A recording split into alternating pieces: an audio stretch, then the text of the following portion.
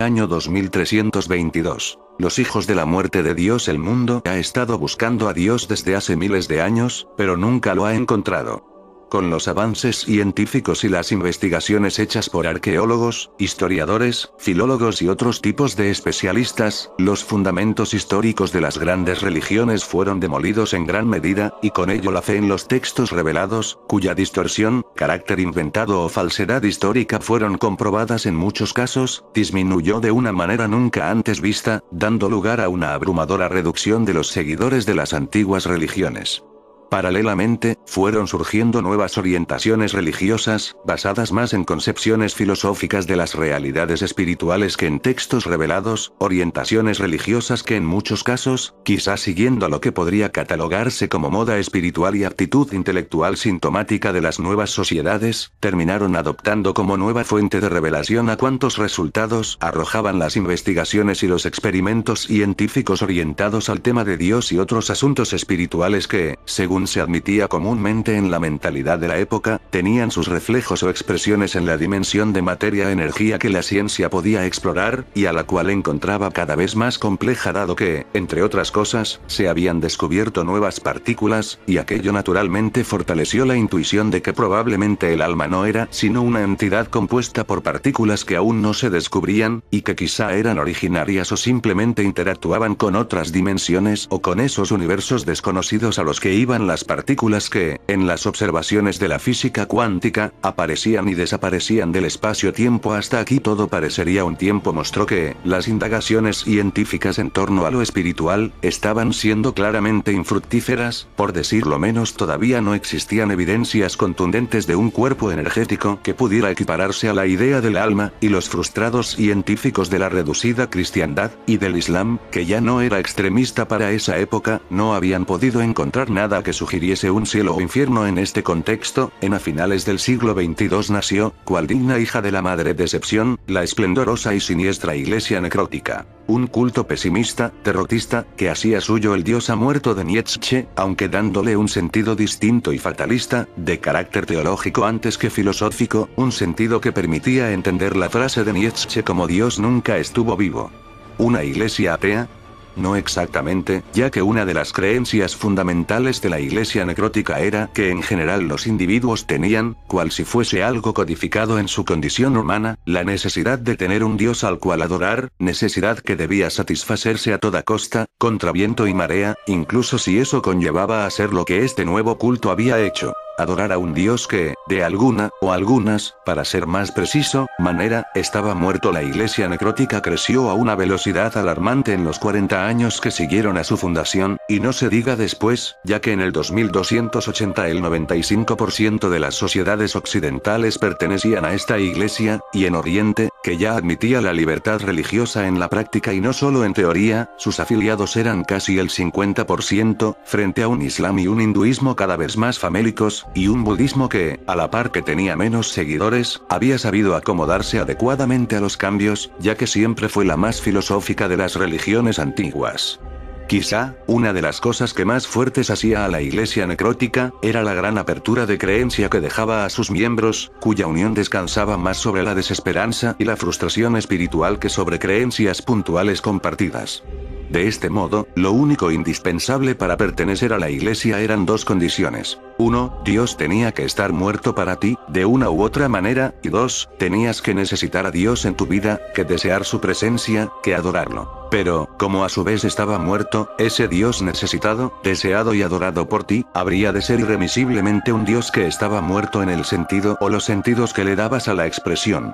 Así, las interpretaciones eran diversas, pero podemos citar estos ejemplos de los significados que se daba a la muerte de Dios. 1. Dios nunca existió, y en consecuencia se adora a un ente simbólico e imaginario, que de alguna manera representa esa necesidad de un padre de la que habló Sigmund Freud. 2. Dios es solo una ilusión perceptiva que el cerebro desarrolló para protegernos, psicológicamente, y que se expresa en el sentimiento y la intuición de que hay un ser absoluto y perfecto, perfecto en concordancia a nuestras necesidades emocionales, afuera y adentro de nosotros. 3. Dios es solo una forma sutil de energía universal que hemos hemos divinizado porque se vincula a cosas que nos parecen superiores y porque todavía desconocemos cuál es su naturaleza exacta. 4. Dios es el aspecto más profundo de la psique humana, y tiene una naturaleza que todavía se desconoce en gran parte y, a la vez, es de tal condición que permite fenómenos parapsicológicos y nos une a todos nosotros energéticamente, por lo cual induce la ilusión perceptiva de que constituye otro dentro de nosotros, siendo que, a su vez, extrapolamos a ese otro en la realidad exterior, diciendo que Dios existe, pero no podemos saber cómo es, está más allá de lo que para nosotros es el bien y el mal, y es ajeno a nosotros, está ausente, sea porque no quiere interactuar o porque su naturaleza no se lo permite o hace que aquello le sea indiferente, ya que este Dios no necesariamente creó el universo, no necesariamente tiene sentimientos, y no es omnipotente, no es omnisciente en el sentido convencional, y no necesariamente está en todas partes, siendo que puede ser llamado Dios solo porque es trascendente y absoluto de algún modo, y porque también, de una manera que casi seguramente lo excluye de la categoría de persona y por tanto de la posibilidad de ser un Dios persona con voluntad, deseos, acciones, planes para nosotros o el universo, etc., participa de la condición de mente o, por lo menos, de la condición de conciencia. Ahora bien, como han de imaginar, dentro de la iglesia necrótica hay muchos que creen que Dios está muerto en la última manera, la número 5, y dentro de ese grupo está gran parte de los investigadores científicos que todavía buscan evidencias de Dios. En cuanto a mi experiencia personal, yo he estado en cultos de la iglesia necrótica, sin pertenecer realmente, y son indudablemente macabros, blasfemos según el decir de esos cristianos que tanto abundaban a inicios del siglo XXI. Verán, en todos los templos ordinarios tienen una representación, una escultura, del cadáver de Dios, que es de metal, mide en promedio entre 2 y 3 metros de altura, y es hecha en concordancia con las creencias mayoritarias que tienen los feligreses iniciales, del templo en cuestión, sobre qué atributos visuales simbolizan mejor al Dios muerto. Entretanto, en las catedrales se sigue el mismo procedimiento, pero las esculturas son vacías por dentro, para ahorrar dinero y representar el vacío inherente a los desarrollos de la idea de Dios en la historia de las religiones convencionales, mide entre 6 y 7 metros de altura, y además está cubierta por una capa de 2 centímetros de espesor, hecha con una sustancia hecha a base de huesos humanos molidos, de miembros que aceptaron en vida donar sus cadáveres a la iglesia necrótica, y un material descubierto en el 2105.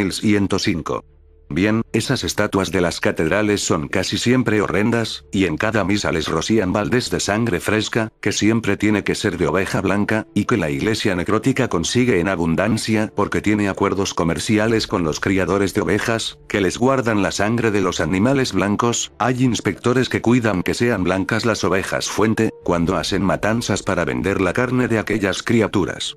Tal vez esto huela a ritual satánico, pero no es nada en comparación con el magnífico espectáculo que brinda la Catedral de Carne, un magnífico templo que sirve como sede del cónclave necrótico y del Maestro Supremo, jefe mundial del culto. Y es que la Catedral de Carne es un templo esplendoroso, completamente cubierto, en su exterior, por músculos humanos y ojos finamente incrustados entre los músculos, todo perfectamente acomodado y conservado dentro de una translúcida sustancia, mejor que el formol, hospedada al interior de una capa de vidrio blindado de 5 centímetros, que recubre por completo aquella enorme pirámide metálica, en cuyo interior hay tubos transparentes que recubren el techo y las paredes, imitando la forma de las venas y bombeando sangre humana, donada por miembros de la iglesia necrótica, cada hora del día y de la noche, dentro de aquel macabro templo cuya representación del Dios muerto es una bestia de hueso, esa sustancia con hueso molido, que está muriendo, que mide unos 25 metros de alto, tiene varios brazos con manos grotescas, y muchas bocas y ojos que representan su omnisciencia. 24 de agosto del año 2322. Yo nací cuando ya la Luna y Marte habían sido colonizados, me formé como científico en diversas ramas, y para el 24 de agosto del 2000 había desarrollado la mayor parte de mi labor investigativa, que giraba principalmente en torno a la pregunta de ¿dónde está Dios? Así, el 24 de agosto del 2322, yo llamé a mi amigo, el Dr. Stier, un científico húsar, quien era, junto conmigo, una de las pocas personas que se negaban a creer en la muerte de Dios. Buenos días, ojalá hayas descansado, hermano, le dije yo, saludándolo. Disculpa que vaya al grano, ¿has estado observando esa línea? ¿Has visto lo irregular que resultan sus patrones para la galaxia en que se encuentra? No, la verdad es que no he visto nada raro. ¿Qué pasa con esa línea? No estamos solos, no te diré más por ahora. Nos vemos en la oficina en 1 hora, hablamos. Vale, ojalá sea algo grande. La llamada me hizo sentir una felicidad que no había experimentado en mucho tiempo. Era reconfortante saber que todavía otros científicos creían que Dios vivía y debíamos seguir buscándolo. Y es que no lo he dicho, pero eso de nos vemos en la oficina se refería a la reunión por webcam que yo, Stir y muchos otros científicos habríamos de tener. Era fascinante. Todos creíamos que Dios vivía, solo que, al final de la reunión, nos enfrentamos al problema de que el pensamiento del grupo se dividía en 2 líneas. La primera línea planteaba que Dios existía dentro de nosotros, como un ser real, no como una ilusión perceptiva o un simple aspecto interno, y que era allí donde había que buscarlo. Entretanto, la otra línea planteaba que Dios existía afuera, pero solo en el cielo se hacía lo suficientemente patente para ser conocido, aunque el cielo, según los defensores de esta línea, estaba o se manifestaba dentro de nuestro universo. En consecuencia, unos creían que era necesario experimentar con humanos, mientras que otros pensaban que se requería trabajar más en nuestra observación del cosmos. Por mi parte, era previsible que me decantase a favor del segundo grupo. Lo que me desconcertó y desmotivó fue que Stir se unió al primer grupo. Pero, sin embargo, conservé la esperanza de que los equipos mantuviesen buenas relaciones. Todo esto sucedió hace unos 6 años previos al año en que estoy escribiendo estas líneas. 12 de julio del 2328. Las investigaciones no han salido demasiado bien y nuestros fondos han sido insuficientes, por lo que no sorprende que más de la mitad del grupo, contando ambos bandos, haya desertado y se haya unido a la iglesia necrótica. Necesitamos esperanza, la hemos necesitado siempre, pero tal parece que a Dios no le importa que vivamos buscándolo y que perezcamos sin haber satisfecho por lo menos algo nuestra noble búsqueda de evidencias a favor de su existencia. Yo aguanté, pero otros no. Ellos simplemente perdieron la esperanza. Ahora he estado revisando mi correo, y resulta que curiosamente me encontré un mail de mi amigo Stir, con un informe adjuntado, informe que al parecer se refiere a los resultados de los experimentos hechos por su grupo. Experimento BXB con SFG. He aquí lo que Stir me puso en el informe sobre los experimentos de su grupo efectuados en humanos. Hemos empleado tecnología de punta para introducir artefactos en los sujetos de prueba de una manera que, en lo posible, no comprometa la vida de estos y la objetividad de los resultados. Los aparatos introducidos han sido diseñados para producir y registrar sonidos dentro del cuerpo humano. Durante la primera hora del experimento no sucedió nada extraordinario. Lo único registrado fueron los ruidos producidos por las máquinas introducidas y los sonidos, latidos cardíacos, ácidos intestinales, respiración, etc., correspondientes a los procesos orgánicos naturales de los cuerpos de los sujetos de prueba. No obstante, después de transcurrida la primera hora del experimento, en todos los sujetos empezaron a registrarse fenómenos anómalos como movimiento muscular descontrolado e involuntario y tos con expulsión de sangre. Los 2 ejemplos de fenómenos anómalos están dentro de lo explicable por causas naturales, pese a que no responden a lo que se esperaría de organismos que funcionan normalmente, como los de los sujetos de prueba. El problema vino con unos gritos que aparecieron en todos los sujetos del experimento, y que cumplían estas condiciones. 1. Se escuchaban como distorsionados, al igual que en una mala grabación. 2. Se producían a intervalos irregulares. 3. Tenían características acústicas impropias de los sonidos que el cuerpo humano está fisiológicamente capacitado para producir. 4. No eran producidos en las cuerdas vocales de los sujetos, y no fue posible encontrar una fuente a los gritos dentro de los organismos de los sujetos de prueba. Nota 1. Los pacientes comatosos no dieron resultados esperados. A los sujetos se les tapó la boca con cinta adhesiva después de que los gritos se empezaran a registrar. Esto les resultó muy doloroso, y los gritos continuaron produciéndose sin alterar sus rasgos. Postdata. Discúlpame no incluir más información. Es secreto. Y por cierto, ¿qué tal si vienes a cenar esta semana a ver si hablamos? Dr. Stir. Yo acepté la propuesta de mi amigo y un par de días después nos encontramos en un restaurante pequeño donde era casi imposible que se infiltrasen espías. Cuando lo vi, Stir estaba pálido, se veía estresado, algo andaba mal en él. Al preguntarle si estaba bien, mi amigo empezó a asentir con la cabeza repetidas veces, suspiró profundamente, se desparramó en la silla cual si fuera un borracho con sueño, abrió los ojos como un loco, y después se quedó viendo hacia arriba, mientras un hilito de sangre le chorreó de la boca abierta. Yo me aterré y me le acerqué velozmente, pero de pronto volvió en sí, tosió un poco de sangre, y me agarró la cabeza mirándome a los ojos, de tal forma que parecía esforzarse en convencerse de que todo eso no era un simple sueño. Por favor, siéntate, tenemos mucho de qué hablar, dijo Steer, con la voz quebrada. Steer, ¿qué te ocurre? Acabas de toser sangre, hombre, toser sangre. Robert, tú sabes que no te di el informe completo del experimento y la verdad es que quizá nunca lo haga. Queda poco tiempo, necesito que me escuches, ¿vale? Claro, te escucho, di todo lo que puedas. Bueno, verás, todo empezó cuando nos dimos cuenta de que el uso de espectroscopios SFG no estaba dándonos datos adecuados y suficientes. Entonces, algunos del grupo se ofrecieron como voluntarios para una versión menos extrema del experimento. Inicialmente no obtuvimos buenos resultados, pero la quinta vez algo pasó con el dolor. Tú ya sabes que antes de eso escuchábamos dentro de los sujetos esos gritos extraños sin fuente aparente, y para aquel momento los gritos seguían produciéndose. Bueno, yo personalmente los había oído también, y me había ofrecido de voluntario. Bien, lo escalofriante fue que los gritos extraños estaban comenzando a volverse más fuertes y todo cobraba sentido, al menos para mí y aquellos en quienes se producían los gritos, porque nosotros podíamos sentir que algo estaba tomando el control, aunque las máquinas no pudieran registrar nada relativo a eso. De todas formas yo tuve miedo y ya no me ofrecí de voluntario para el sexto experimento, pues quizá no estuviese hablando contigo si ese hubiese sido el caso. Robert, entiéndeme. Algo terminará saliendo de mí, dijo Steer con la voz quebrada, antes de suspirar y quedarse quieto mirándome, mientras le resbalaban varias lágrimas por las mejillas. Amigo, estás muy mal, tienes que aquí paré porque me interrumpió. Tienes que ir. Tienes que ir. ¿Y qué le gustaría comer? Señor. Dijo Steer fuera de sí tras interrumpirme, con los ojos en blanco, vueltos hacia atrás como un poseído. Eso de los ojos en blanco fue lo último que aguanté, porque en ese momento sentí que mi vida corría peligro, y escapé corriendo a toda velocidad, escuchando tras de mí unos gritos aterradores, semejantes a los que me describió Steer cuando habló de los experimentos. Lamentablemente no pude correr mucho, porque a la salida del restaurante, yo estaba en el piso de arriba, me encontré con un grupo de guardias que ha visto. ¿Estuvo violento Steer? ¿Qué le dijo Steer? Con esas y otras preguntas me hostigaron los guardias, y después se llevaron a mi amigo, que ya había vuelto en sí y estaba siendo sujetado, llevado a la fuerza a una pequeña nave patrulla, mientras lloraba y clamaba libertad. ¡No! Ya no puedo soportar más el dolor. Tengan piedad de mí. Dios, ¿dónde estás? Ahora es que te necesito. Resucita. Aparece, cadáver omnipresente. Robert, ayúdame por favor, sálvame. Yo pude haberlo ayudado pero tuve miedo, demasiado miedo. Lo traicioné, le di la espalda, le fallé.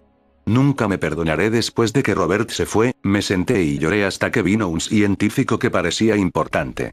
Entonces un guardia intentó fastidiar, pero el científico le ordenó que nos dejase en paz. Me di cuenta que era de los científicos que aún creían en Dios, y que era parte del equipo detrás de los experimentos que hicieron enloquecer a mi amigo. Según me dijo, tendría la consideración de decirme lo que no podía decir a casi nadie, sobre todo a civiles. A saber, sencillamente me informó que Steer había perdido la cordura debido al dolor físico y a la angustia emocional que comportaban los experimentos, y también me dijo que yo y mi grupo podíamos seguir tranquilos buscando a Dios en el cosmos, pues quizá pronto acabaríamos encontrando algún planeta con la barba de Cristo. Esto lo dijo burlándose, el muy hijo de... ¿Realmente era cierto lo que me dijo el científico? ¿Seguiría vivo Steer? ¿Lo volverían a usar en experimentos en contra de su voluntad? ¿Había enloquecido solo por los experimentos o había algo más? Y finalmente, y más que todo, ¿acaso los experimentos tenían algo tan siniestro que Steer no podía y no quería decirlo y yo estoy todavía lejos de imaginarlo? Desde el día en que se llevaron a Steer, nunca más volví a saber de él, y aún no sé si vive o no. 09 de septiembre del año 2328. Jamás olvidaré lo que ha pasado hoy, que es el día en que he escrito todas estas líneas, refiriéndome a hechos anteriores para que entiendan a la perfección la magnitud de lo que pronto les revelaré. Maldita sea, maldita sea. Este día me ha marcado profundamente. Si eso que vieron era Dios, yo no sé cuánto tarde en perdonarlo, en dejar mi resentimiento, mi blasfemo resentimiento si no es Dios, pues mucho mejor, aunque creo que entonces tendría que pensar que se trata del diablo o de alguna forma de vida sumamente poderosa y sutil, una especie de supermente. Pero no, yo sé que ese era Dios, me lo dice la intuición. Bueno, en todo caso iré al punto. Hoy, tras años de esfuerzo, se estrenó el observatorio con los nuevos telescopios, unos telescopios que tardaron mucho en ser desarrollados, que costaron tanto que solo el Estado, al cual convencimos con gran esfuerzo, pudo pagarlo, unos telescopios especializados en detectar anomalías, y con un alcance jamás visto en telescopios anteriores. ¿Saben qué pasó? Fue indignante, fue atroz, fue un acto con la crueldad propia de un Dios que no conoce la compasión. El observatorio se abrió a las 3 de la tarde, y 5 de nuestros científicos se pusieron a trabajar intensamente, hasta que a las 7 de la noche recibimos una llamada en la central. Lo hemos encontrado, lo hemos encontrado. El rostro de Dios. Los patrones, nunca se han visto patrones así. Hay una mente, los patrones son organizados, fluyen, se comportan como si hubiera una mente atrás de ellos. Al oír esas palabras, todos nos miramos con la boca abierta. Era evidente que el emisor no mentía, pues hasta tenía la respiración agitada de la emoción y se oía a sus compañeros asentir. Sin embargo, apenas les dijimos que vi en la transmisión en vivo de lo que estaban viendo, no habíamos hecho eso antes para no distraerlos, escuchamos un ruido estrepitoso como del suelo abriéndose, e inmediatamente se escucharon destrozos y la comunicación se cortó. Media hora después de que la comunicación se cortase, llegamos al lugar y encontramos el observatorio reducido a ruinas, con todos los científicos muertos y los telescopios destrozados. Yo nunca creí en la Biblia, pero por curiosidad la estudié y en ese momento, cual relámpago que cae sobre el árbol y lo incendia, acudieron a mi mente aquellas palabras que supuestamente Dios dijo a Moisés, después de que éste le pidiera que se dejase ver y él accedió diciendo: pero te advierto que no podrás ver mi rostro, porque ningún hombre podrá verme y seguir viviendo. Éxodo 33, 20.